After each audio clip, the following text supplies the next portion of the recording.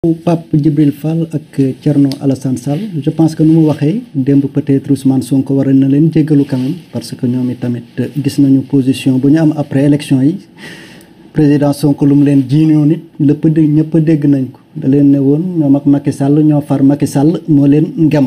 loolu aussi tamit kan la ko wax peut-être ñun ñëpp a nekk Sénégal ñoo suivre ndoo campagne bi. yow yaa ngi ci woon maa ngi ci woon et tout donc ñëpp dégg nañ ko jarul ñu ciy revenir. déedéet dañ ciy revenir. donc leneen li c'était très clair c'était très clair communicant nga ñun ay communicant lañu léegi nañ jàll ci leneen. duñ ci jàll de mooy la communication de Ousmane Sonko. comme nu mu attaqué Pape Djibril Fall. nu mu attaqué les autres opposants. musul attaqué Pape Djibril man Pape Djibril musul attaqué Ousmane.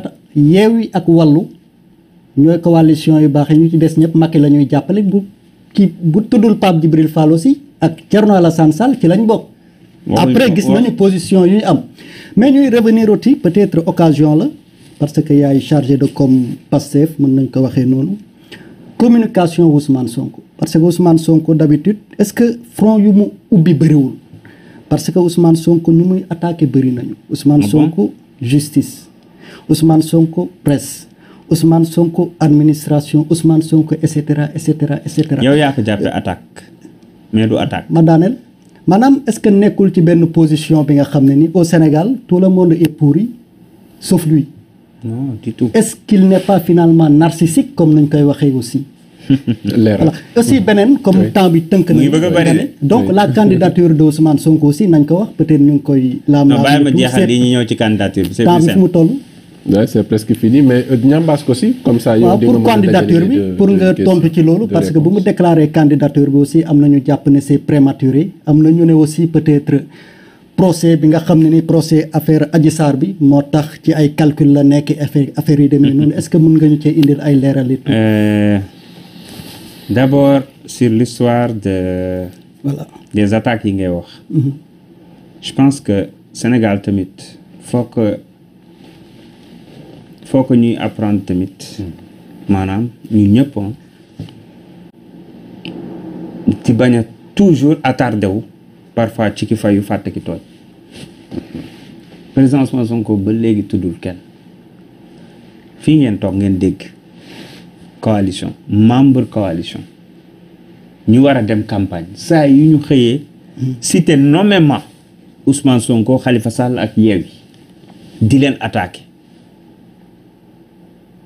bi ñu fiy wax Ousmane Sonko Khalifa Sall bu ñu fontoo bi ñu créé suñu coalition fan ngeen nekkoon bi ñuy wax ñoom taxaw génn ne Yewwi Askan Wi ak Benno Bokk Yaakaar dañuy baara yëgoo xanaa looloo gën a doy waar dañuy combine mbére fan ngeen nekkoon. mais da ngeen defoon ay erreur nag ci seen i. non déglu bu baax li ma lay wax. est-ce que ñoom dañu def ay effort ba jàll. non déglul ma wax la rek. oui sëñ bi dama ne. ñoom ba ñuy wax dañuy combine bëre ak dañuy baara yëgoo du askan wi yéen ñëpp a ngeen fi woon est-ce que combine bëre ak baara yëgoo ngeen gis ci élection législative yi génn buñ doon combine bëre ak baara yëgoo kay suñu liste titulaire dina jàll n'est-ce pas bu ñu bëggoon négocier de kenn gënu ñoo xam ne ñuy négocier mais dafa am loo xam ne duñ ko négocier xeex nañu jël nañu la ñu am dem nañu ba mu wóor nañu ne ñii bëgguñu woon dem ci élection yi ñun ñu xam ne suñu ay remplaçant ñoo man seen ay titulaire ñu ne leen dinañ dem ci élection yi duma leen te noonu lañ ko defee loolu mooy li ëpp solo d'abord te pourtant boobu saa yu ñu xëyee ñi ngay wax particulièrement waa aar bi ngay wax saa yu ñu xëyee suba ba ngoon bu ñu demee campagne au lieu ñuy wax ci seen programme wala ñuy wax ci ay ayibu Benno Bokk Yaakaar ñoom ñu nga sëgg rek ci Ousmane Sonko Yewwi Askan Wi. non defal ndànk rek ñoom lu ñu wax mooy. defal ndànk ñoom seen position même après liste yi dañ ne Benno Bokk Yaakaar ak Yewwi Askan Wi waruñu bokk. même après liste yi bëri nañ ci morom aussi. même après liste yi. kon yow d'accord sur le principe de la décision du Conseil constitutionnel. ñu ne léegi Yewwi ak Benno waru leen bokk. loolu kenn d'accord loolu amul fenn loolu ñoom ils auront même des problèmes. après pour recoller les morceaux kon waa Aar Sénégal. par rapport non déggoo li ma la wax xam nga bu fekkoonte ne ñoom mbir mi am na ñu xam ne on est tous dans l'opposition ñu ñëw jàppale opposition bi ci li ñuy xeex déedéet ñoom ña nga naan alhamdulilah ba opposition bi du ñu bokk commencé di ñu attaqué di ñu jiiñ ay combine bëre nangam sangam gis nga loolu moo dem ba askan wi ci boppam di leen surnommer les opposants de l'opposition loolu indi cool yi looloo leen xañ ñoom mënoon nañoo am plus que ça. ñan ñooy askan wi. Sénégalais yi bu fekkente ne nag da nga bëgg a wax ne ñi ko doon wax ñëpp ay militants wu Pastef lañ ak Yewwi kon loolu day gën a neex. non waxuma loolu dama laajte ñan ñooy donc askan ci gàttal. mooy ñi ko doon wax. mais am na askan bu ànd ak ñoom aussi. askan wan non man weddiwuma ko am na askan wu ànd ak moo tax ñu am benn député wax askan wi kon. bu amul woon ñenn ci askan. waaw léegi ay bàyyi ma wax li ëpp ci askan wi. ah bon xanaa loolu di nga ma ko nangul comme ñun dem nañ ba am 80 députés. peut-être def nga sondage yi ba. 80 députés élection yi moo def sondage man defuma ko. d'accord donc loolu dafa am solo. à un moment donné il fallait que ça cesse on ne pouvait pas continuer à voir des gens qui se disent de l'opposition tirer sur l'opposition. moo tax ñu surnommé leen les lasers. position de principe quand même. waaw non déggoo li ma la wax d'accord. position de principe les Sénégalais ont tranché. les Sénégalais ont tranché mais li am solo. pour revenir ci li ngay woowee attaque. xam nga bu fekkente ne boo waxee. front yu bëri. non boo naree jiite réew moom da ngay transversal. fépp ci lépp li soxal askan da nga ciy wax. te yow bi ngay lim la nga lim administration. justice n'est-ce pas. presse. mais li doxal réew rek nga fi wax. te soo xoolee à chaque fois qu'est-ce qu'il dit. c'est-à-dire que il faut assumer c'est-à-dire que on n'attaque pas les forces de l'ordre encore une fois. mais on parle de l'utilisation que Macky Sall et son régime sont en train de faire de notre administration et de nos forces de l'ordre te ñu am yàqin na ñu bëri ci force de l'ordre ak ci administration bi ànduñu ci. neexu leen.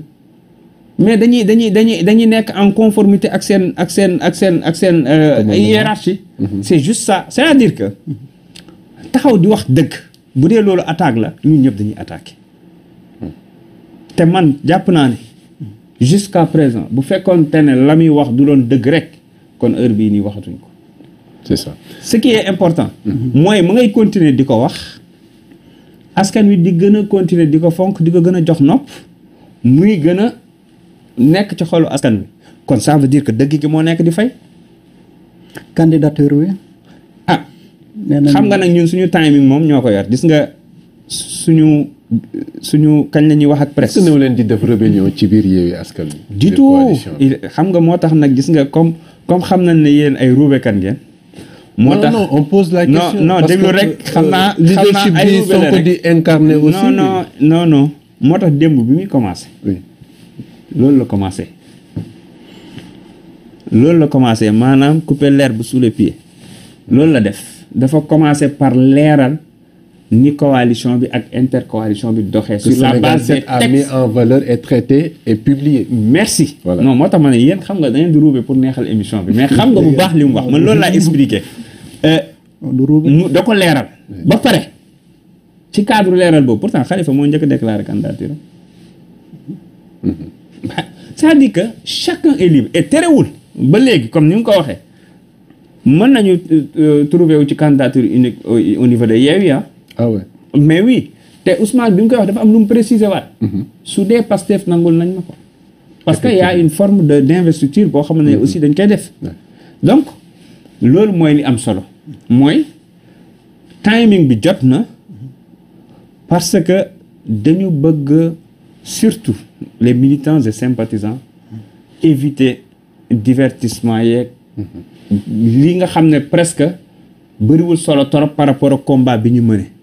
donc c'était un discours d'orientation. C'était pour mettre le focus sur 2024. C'était pour joxe benn feuille de route boo xam ne moo ñuy permettre 2024 ñu mën a jàll au premier tour. c'est ça en fait comme nag loolu la c'est normal ñi teel ko def parce que 17 mois bëri na bëriwul.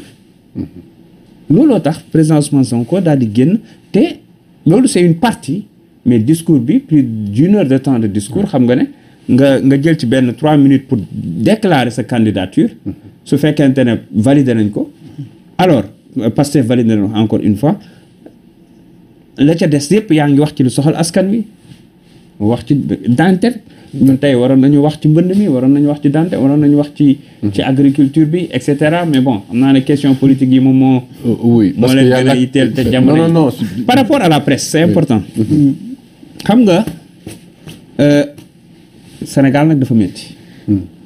saa yu ñu xëyee dañ naan politiciens yi nii politiciens yi nii politiciens yi nii inspecteur des impôts yi ñoom inspecteur des impôts policiers yi ñoom ci tali bi dañ leen di corrompre nangam douaniers yi nangam mais boo ne presse tuuti rek ñëpp tëb parce que jàpp nañ ne kenn waru leen laal mais heureusement il y a beaucoup de journalistes yu ma xam parce que nag wax dëgg yàlla maa ngi bëgg a yàgg ci relation ak presse bi ñooy def autocritique et ci lu bëri d'accord ñu parfois yi seen neen yenn naataango yi di doxee et je pense que loolu la corps bu ne soxla moo tax président Ousmane Sonko bi wax day préciser d'ailleurs il parle même pas de journalistes il parle beaucoup plus de certains patrons de presse et loolu dafa leer am na patron de presse yoo xam dañoo taxaw assumer ko tu vois donc c'est normal assumer la assumer ne ñoom dañuy xaritu Macky Sall lañ assumer ne ñoom dañuy gisanteeg diw dañuy jëflanteeg diw ainsi de suite ba pare